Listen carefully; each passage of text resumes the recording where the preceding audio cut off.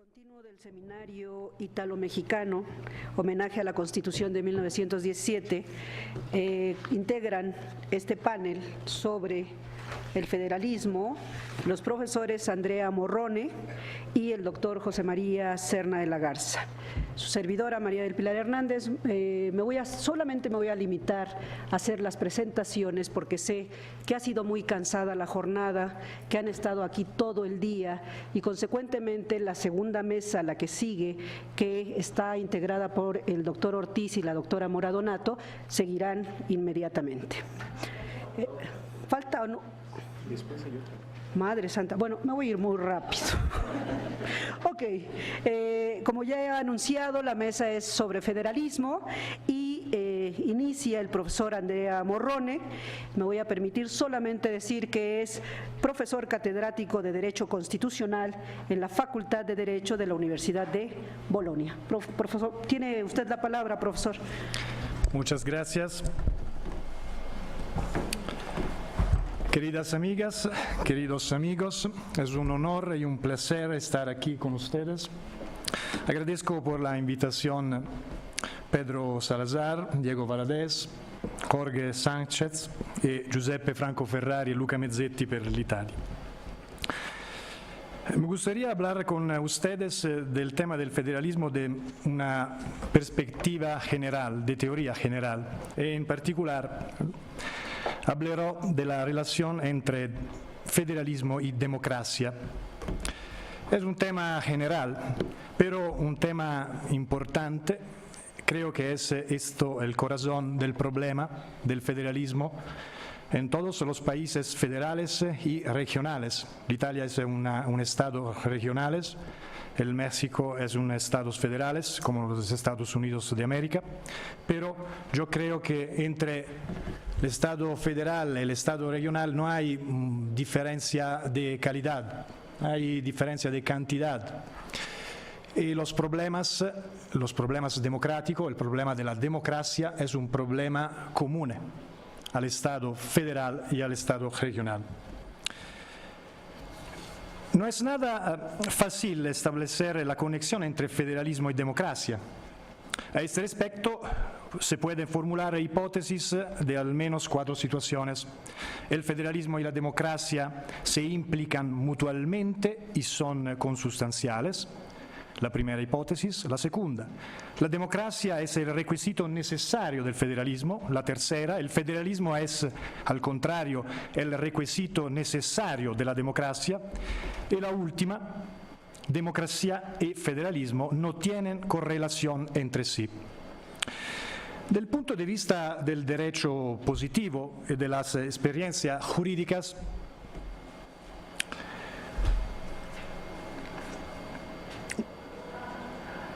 permite adquirir datos útiles para analizar nuestro tema. Una democracia constitucional puede funcionar tanto a través de una estructura federal como mediante una organización no federal. Tenemos estados federales no democráticos y estados federales democráticos. Democracia y federalismo comparten el hecho de ser principios políticos vagos. Este es el problema, cómo definir democracia y federalismo. El concepto de democracia constitucional incluye al menos 2 significados. El primero, el principio de mayoría. Esta es la hipótesis de Hans Kelsen o de Norberto Bobbio. El segundo, democracia es un conjunto de principios y valores constitucionales fundamentales reconocidos y garantizados. Derechos y deberes, separación de poderes, igualdad, rule of law. Es posible esbozar el concepto de federalismo de 2 maneras. La primera, federalismo es gobierno dual y también federalismo es dialéctica entre valores especiales de las comunidades políticas periféricas y valores comunes de la comunidad política central. Si cruzamos los pares de definiciones, podemos llegar a este doble resultado. El primero, el federalismo es un sistema de gobierno democrático, incluso mejor que un Estado no federal, ya que duplica los centros en los que el demos ejerce su soberanía. El segundo, El federalismo es un proceso específico de integración política pluralista, garantizado por el derecho constitucional. Las conclusiones provisionales de arriba, sin embargo, no llegan a ser satisfactorias. La democracia y el federalismo implican mediaciones, compromisos, ponderaciones entre diferentes principios y valores. Tras un análisis de las experiencias del federalismo democrático, destacan dos tendencias: la federación para unirse, come together, y la federación para mantenerse unido, hold together. El primer tipo pertenece a los Estados Unidos de América, el segundo al México, yo creo. En las uniones federales, las personas generalmente pertenecen a dos comunidades políticas, la unidad parte y la unidad total. Desde la consideración que los posibles conflictos de lealtad que resultan de estas participaciones múltiples constituyen uno de los problemas básicos de la política federal y de la política constitucional también en general. Podemos afirmar que, como formas de solución del conflicto, democracia y federalismo tienen que resolver la dialéctica intrínseca del Estado constitucional entre libertad y igualdad. Giovanni Bognetti, un maestro, un profesor de Derecho Constitucional italiano y de Derecho Comparado de fama internacional, dejó claro que el federalismo gana diferentes características según que el contenido político de la Constitución, a segunda que es un Estado liberal o un Estado social. ¿Qué pasa entre libertad y igualdad? Son conceptos opuestos. La libertad supone el derecho al reconocimiento de una identidad específica, la de una comunidad política particular, que por lo tanto es diferente de la identidad de otras comunidades políticas. La libertad es autonomía. Esta mañana se hablaba de comunidades indígenas. La libertad es autonomía, autonomía individual, autonomía de grupo, autonomía política, alcance de dominio distinto y exclusivo imprescindible para la realización de la identidad de su titular. La igualdad, por otro lado, exige que se garantice un tratamiento igualitario de situaciones iguales y, por lo tanto, supone una disciplina común de intereses comunes, la heteronomía en lugar de la autonomía. El federalismo es un proceso de mediación o ponderación entre libertad, autonomía, y igualdad, heteronomía, entre los derechos del individuo como miembro de una comunidad local y los derechos del individuo como miembro de la comunidad nacional, entre las fuerzas que llevan a diferenciar y aquellas que requieren una equiparación. El federalismo supone el equilibrio entre diferentes identidades. La distinción teórica entre el federalismo para unirse y el federalismo para mantenerse unidos es el modelo de interpretación para explicar los datos empíricos. Una otra forma de explicar esta idea es usar la oposición entre unidad y diversidad. Los dos conceptos en el contexto federal no son opuestos, sino complementarios. Su aspiración y su fin, de hecho, son de generar y preservar al mismo tiempo la unidad y la diversidad. En mi ponencia tengo un parágrafo sobre el rapporto entre el concepto de federalismo como proceso dinámico y el concepto de federalismo como Estado federal, como Estado definido a través de una Constitución. Hay diferencias a segunda del primer concepto, el federalismo como proceso dinámico, o el segundo, el federalismo como un tipo de Estado, garantizado por el medio de una Constitución escrita y rígida. Yo creo que el problema de la relación entre federalismo y democracia se puede comprender a partir desde un principio fundamental que yo llamo el principio del consenso. Los hechos de Quebec, Escocia, Cataluña y la Brexit en Europa ponen de manifiesto que el problema del federalismo, más que otras formas de organización política, se desarrolla en torno al principio democrático de consenso. La importancia que asume el principio de consenso en la dinámica federal es tan alta que puede influir en los mismos preceptos jurídicos que definen el marco del Estado federal. Es posible comprender el problema constitucional de la secesión, que es el problema más grande del federalismo hoy en día, precisamente a través del enfrentamiento entre consenso y coercición. La doctrina constitucional tradicional generalmente niega desde un punto de vista teórico y desde la perspectiva del derecho positivo la existencia de un derecho de secesión. Este es el punto de vista típico del derecho constitucional positivo y de la doctrina tradicional. En comparación con la doctrina tradicional, la reciente experiencia de Canadá ofrece ideas interesantes para repensar las categorías a las que normalmente recurrimos cuando tratamos este problema. Después del referéndum del 95, el tema de la secesión del Quebec fue abordada y resuelta por el Tribunal Supremo del Canadá, con una decisión innovadora y importante desde un punto de vista comparativo. El derecho a la secesión unilateral no es legítimo en el ordenamiento constitucional porque pretende ponerse en contra de las limitaciones de interdependencia básicas de la Constitución federal. El derecho a la secesión no puede poner en peligro la relación política federal. El derecho a la secesión no se niega en sí mismo en esta decisión del Tribunal Supremo del Canadá, sino en su versión anticonstitucional, porque es el resultado de una imposición unilateral. Desde este punto de vista, pues, es una pregunta constitucional ilegítima. En cambio, si la secesión la pide una clara mayoría respondiendo a una pregunta clara, todos los actores políticos tendrán la carga de encontrar las mediaciones necesarias para tratar de llevar esa decisión a la práctica. En comparación con esta importante decisión de Canadá, es posible esbozar las diferencias que fueron caracterizando los eventos escoceses y catalanes. El primer fue el resultado de las negociaciones llevadas a cabo entre Londres y Edimburgo.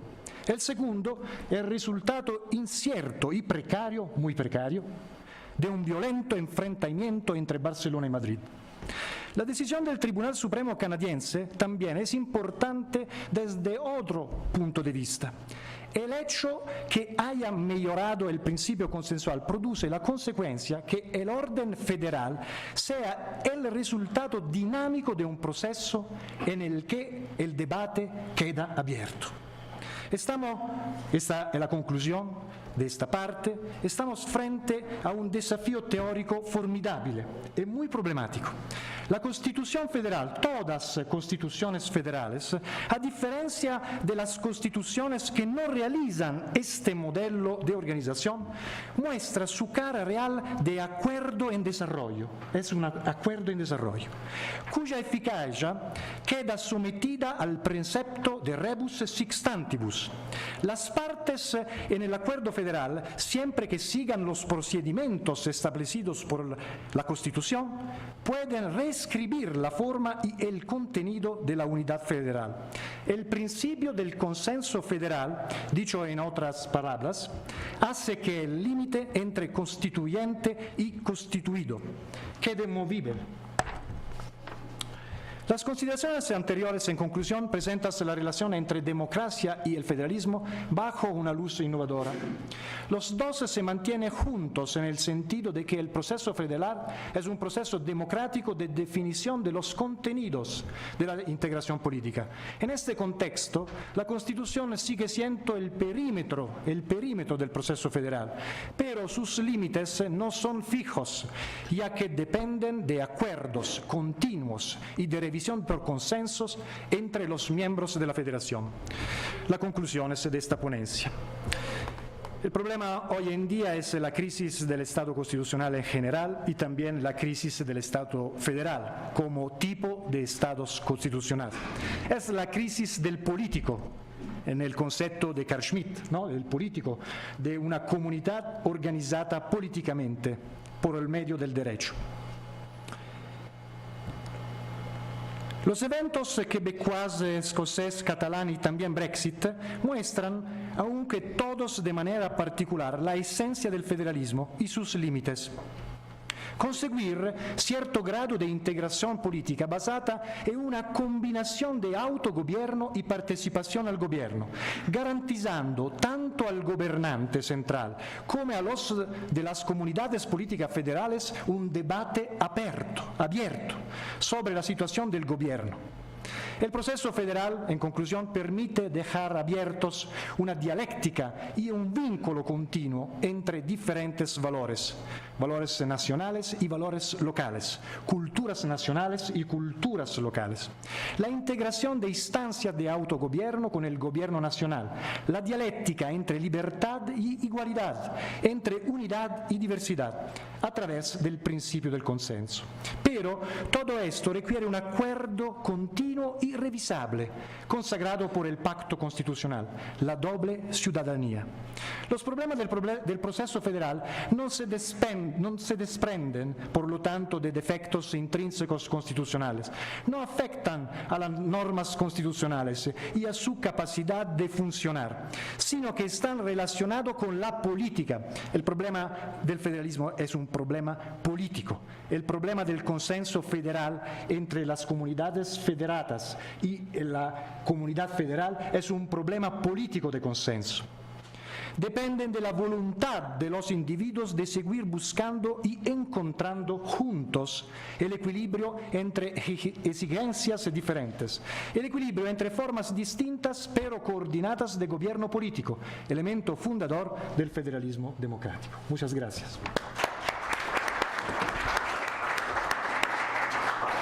Muchas gracias, profesor Morrone. Yo no quiero incurrir en la tentación del comentario, pero inopinadamente este planteamiento que usted hace del consenso en desarrollo y en continua revisión pone sobre la mesa también la duda de si en el pacto federal, así como se hace posible la unión, también debe de hacerse posible la separación, sin, desde luego, impactar al orden constitucional. La Constitución en sí misma, en el caso de los estados federados, como lo es el modelo original norteamericano, y el nuestro, determinan también que en la eventualidad uno de los entes territoriales quiera separarse, pero bajo los lineamientos de la juridicidad. Muchas gracias, profesor. Ahora toca en turno al doctor José María Serna de la Garza.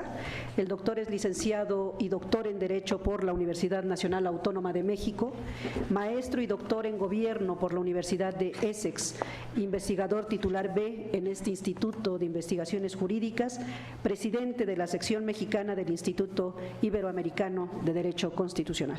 Doctor. Gracias, Pilar. Buenas tardes o tardes, noches. Inicio mis breves palabras con un agradecimiento a Diego Valadez, a Pedro Salazar, a Jorge Sánchez Cordero por haberme permitido colaborar con ellos en la organización de este extraordinario encuentro ítalo-mexicano de constitucionalistas. Yo quiero ser muy breve. Mi objetivo básicamente es sentar las bases de una conversación a futuro. Estoy seguro una conversación fructífera entre constitucionalistas italianos y mexicanos por la ruta o por los senderos de los tipos de Estado descentralizados. ¿Cómo podemos continuar hacia futuro una conversación alrededor de diversos temas que son esenciales a los sistemas federales y descentralizados? No creo que sea adecuado, no daría tiempo el ponerme yo aquí a hablar acerca de las características de nuestro sistema federal. Es algo muy complejo, llevaría muchas horas, pero por lo menos una pincelada de qué tipo de sistema federal tenemos en México y luego entrar a unas cuantas ideas que sirvan para sentar esa conversación, como lo acabo de mencionar.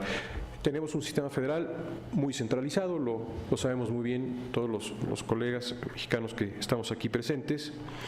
Es un esquema que ha ido concentrando competencias, materias, facultades en la federación en detrimento de los estados.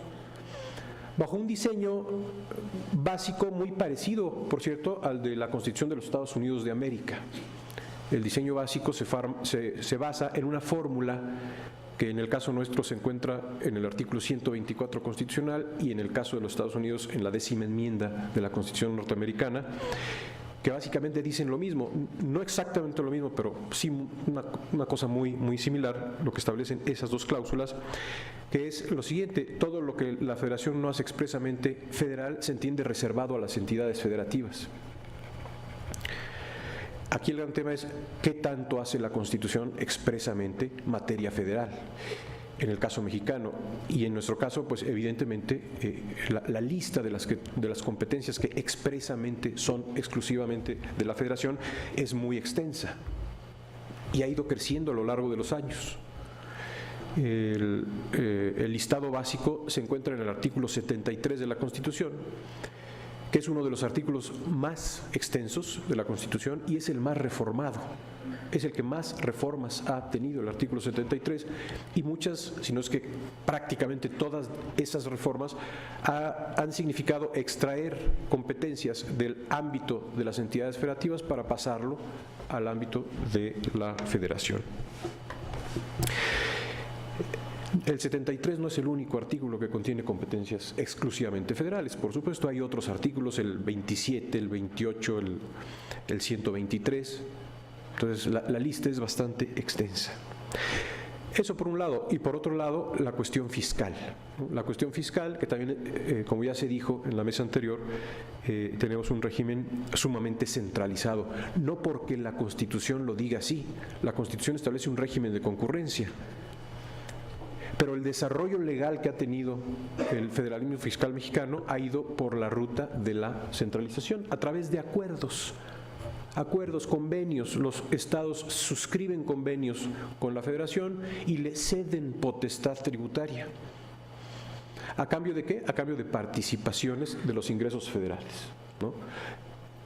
En un principio eran nada más las llamadas participaciones, ahora también hay unos fondos que se llaman aportaciones federales, que son recursos que van etiquetados, ¿no? La Federación los envía a las entidades federativas o a los municipios, pero van etiquetados a los destinos y a los usos que defina la propia Federación. Bien, no quiero perderme en todo eso. Yo más bien quisiera aprovechar esta oportunidad para hablar de algunos tópicos que se discutieron en un evento que tuvo lugar hace un mes aquí en la universidad, en la Ciudad de México, no en este recinto, en otro recinto de la universidad, que fue precisamente un seminario sobre federalismo y descentralización. Fue un seminario internacional, esencialmente de derecho comparado, en el marco de actividades de colaboración entre este instituto, el Instituto Iberoamericano de Derecho Constitucional y la Asociación Mundial de Derecho Constitucional, la Asociación Internacional, de Derecho Internacional, cuyo presidente es colega colombiano Manuel José Cepeda, por cierto. Bueno, tuvimos ese seminario el 9 y 10 de noviembre, participaron Daniel Barceló, Hugo Concha, entre otros profesores aquí presentes. Pilar también estuvo participando en los debates. Y surgieron varios temas que quiero proponer como el inicio de una conversación hacia futuro.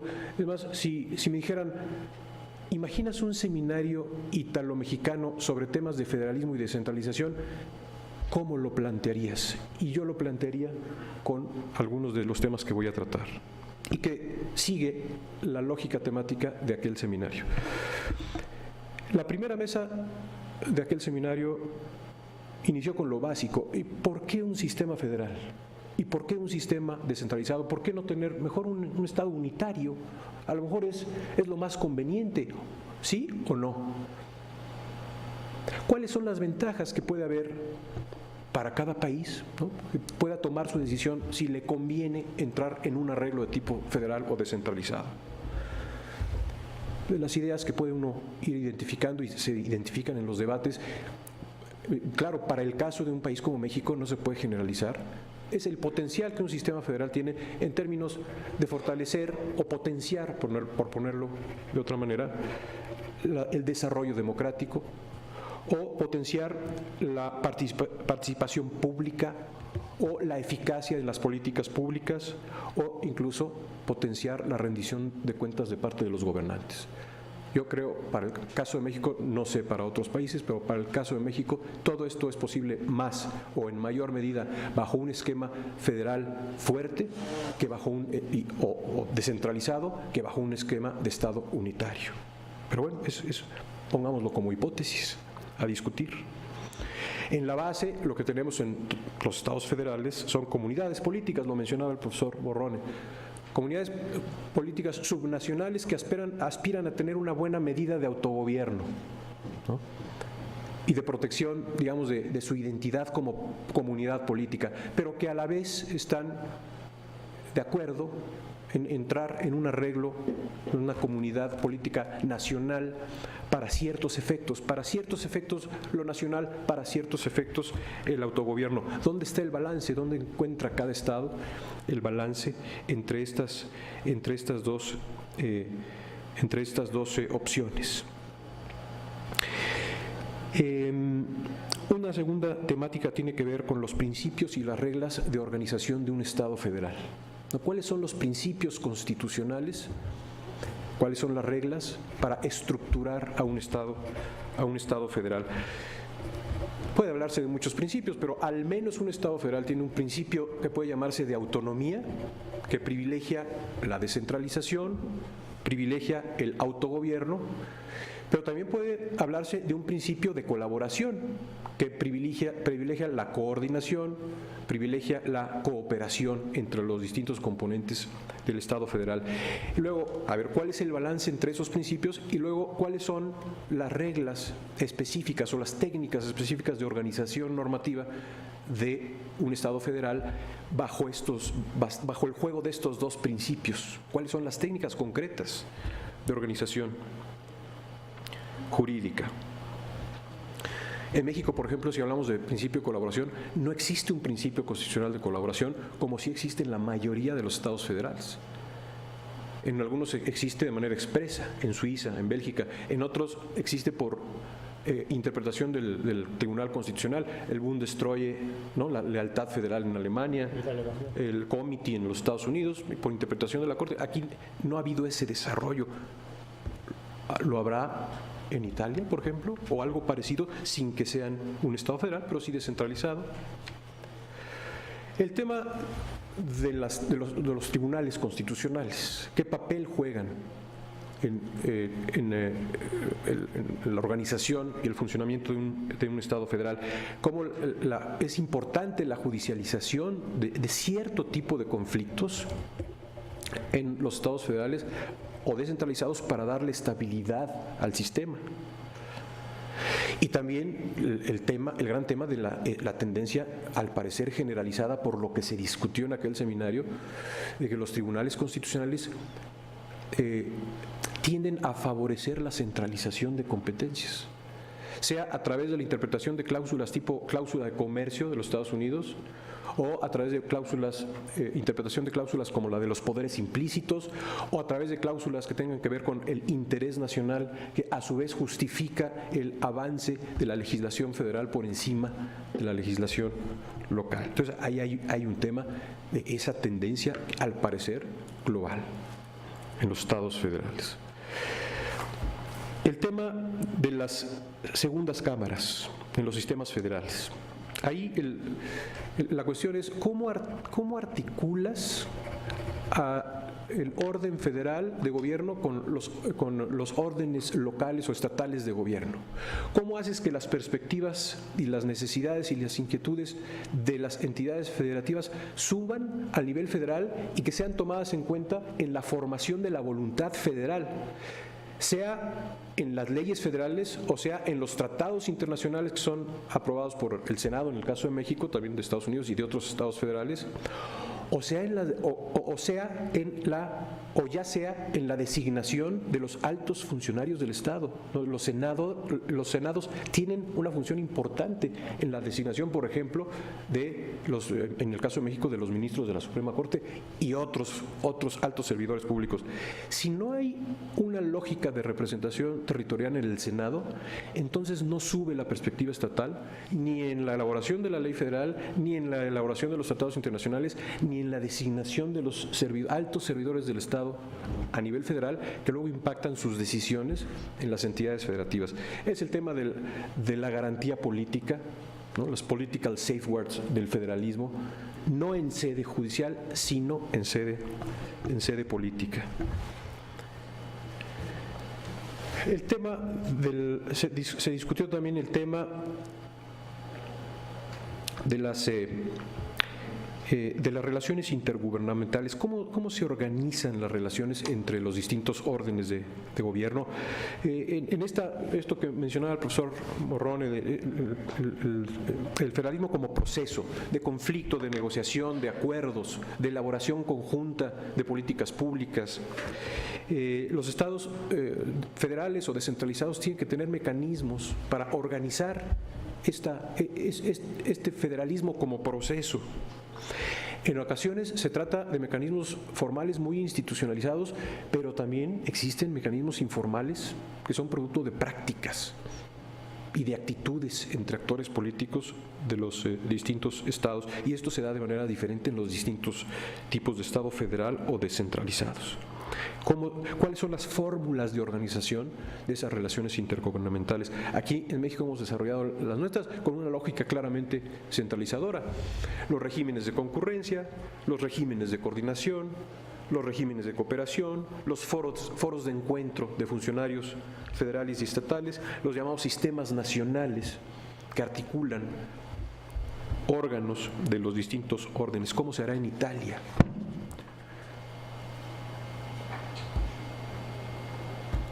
¿Qué podemos aprender unos de otros en esta temática? Y por último, el tema del federalismo fiscal. También, al parecer, una tendencia en la mayoría, por lo menos en los que participaron en este seminario, tendencia en la mayoría de los estados federales o descentralizados, es una tendencia a la centralización fiscal. Eso es lo que ha ocurrido en México, pero ha ocurrido en muchos otros estados de este tipo. Y ahí pues los grandes, o uno de los grandes retos es cómo hacer que los gobiernos estatales y municipales o locales puedan fortalecer su capacidad para generar sus propios ingresos. La tributación local, ¿cómo hacerle?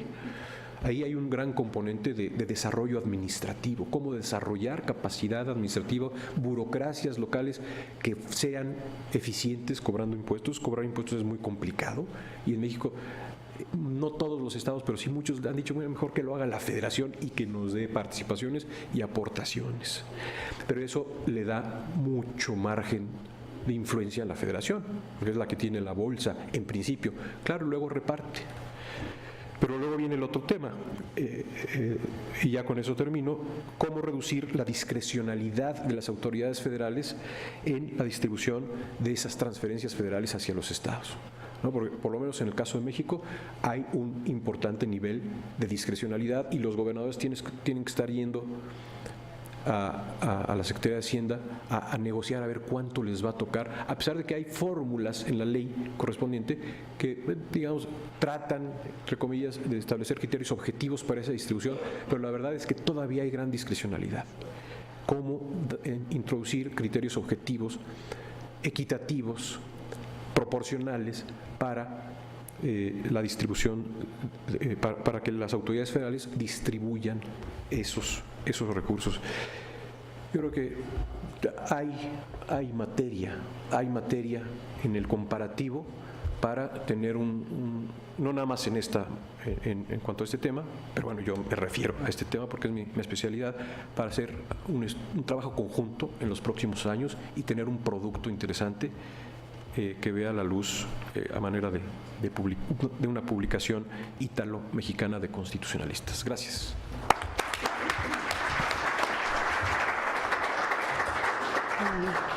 Gracias al doctor Serna de la Garza, y tengo que expresar que el doctor José María es nuestro experto en federalismo en el instituto y desde luego nos honra presidiendo el Instituto Iberoamericano de Derecho Constitucional. Yo me quedaría aquí dándole las gracias al profesor Andrea Morrone, al doctor Serna de la Garza, a ustedes, y dándole paso a la mesa que continúa, que es la de federalismo fiscal. Tenga buena tarde.